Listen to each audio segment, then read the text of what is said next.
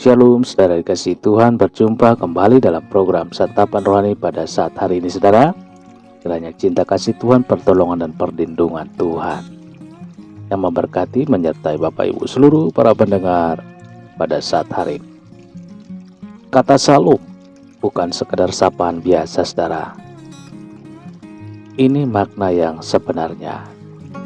Bagi orang-orang Kristen, kata shalom sudah jadi sapaan lazim didengar saudara. Kata ini biasanya akan diucapkan waktu ketemu dengan orang lain atau kunjungan ke suatu tempat. Shalom juga dikenal sebagai pengganti sapaan hai atau hello. Tapi tahukah saudara kalau kata shalom ini sebenarnya bermakna sangat mendalam. Sederhananya, kata shalom ini berasal dari bahasa Ibrani yang artinya sejahtera. Tidak ada yang hilang, tidak ada perpecahan, kesehatan, dan kelengkapan. Namun dalam pengertian yang lebih mendalam, kata shalom ini diartikan sebagai sesuatu yang sangat penting. Di Israel, saat seorang menyapamu atau mengucapkan selamat tinggal, mereka biasanya akan mengatakan shalom. Mereka menyebutkan shalom dengan harapan, semoga kamu dipenuhi dengan kedamaian dan kesejahteraan yang sempurna, atau semoga kesehatan dan kemakmuran dan kedamaian pikiran yang menyertai. Kata shalom juga banyak diketemukan di dalam Alkitab. Di Bilangan 6 ayat 23 sampai 26, Harun menyampaikan tentang janji belas kasihan Allah kepada umat Israel. Kita juga akan mengemukakan kata ini dalam Yeremia 6 ayat 14, di mana Nabi Yeremia berbicara menantang orang-orang yang mengklaim shalom. Kata ini bahkan diyakini terilhami dari kata Yerusalem dan Raja Salomo yang artinya damai. Shalom diartikan sebagai sapaan akrab, tetapi juga memegang makna yang mendalam oleh Yesus sebagai gambaran kerajaannya dan sesuatu yang selalu dirindukan oleh manusia. Pada awalnya, Tuhan sendiri menciptakan dunia dengan penuh shalom. Namun kejatuhan Adam dan Hawa dalam dosa mengubah situasi dunia sepenuhnya. Manusia jatuh dalam kehancuran, kekerasan, sakit hati, dendam, dan kematian. Setelah menunggu dalam waktu yang lama, Yesus datang ke dunia dan kembali membawa shalom dan menjadikan segala sesuatu baru bagi kemuliaannya.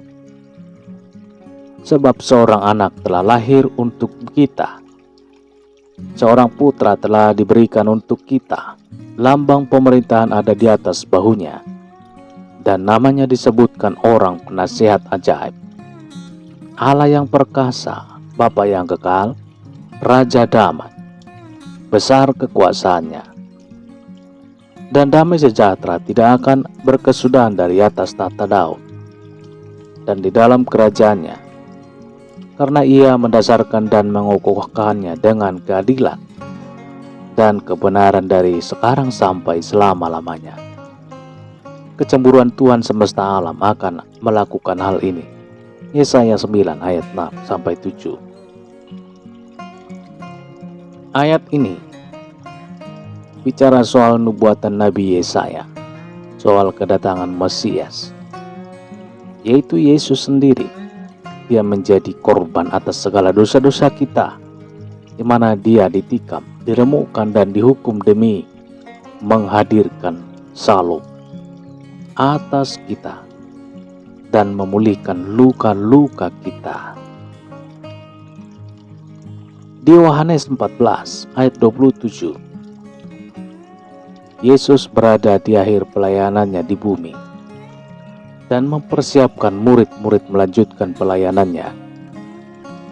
Meskipun dia tahu hal itu tidak akan mudah, saat dia melakukan persiapan ini, dia berkata, "Damai sejahtera kutinggalkan bagimu, damai sejahtera kuberikan kepadamu, dan apa yang kuberikan tidak seperti diberikan oleh dunia kepadamu. Janganlah gelisah dan gentar hatimu." Setelah penyalipan, murid-murid bahkan dihantui rasa takut dan kebingungan. Tak ada shalom yang bisa mereka rasakan saat itu. Melihat hal ini, Yesus pun menampakkan dirinya dan mengucapkan shalom atas mereka. Ketika hari sudah malam pada hari pertama minggu itu, berkumpullah murid-murid Yesus di suatu tempat dengan pintu-pintu yang terkunci, karena mereka takut kepada orang-orang Yahudi. Pada waktu itu datanglah Yesus dan berdiri di tengah-tengah mereka dan berkata, "Damai sejahtera bagi kamu." Yohanes 20 ayat 19, saudara. Lewat kematian Yesus, shalom yang sempat hilang atas murid-muridnya akhirnya kembali. Karena itulah kata shalom menjadi begitu penting sampai saat ini di tengah-tengah kehidupan kekristenan.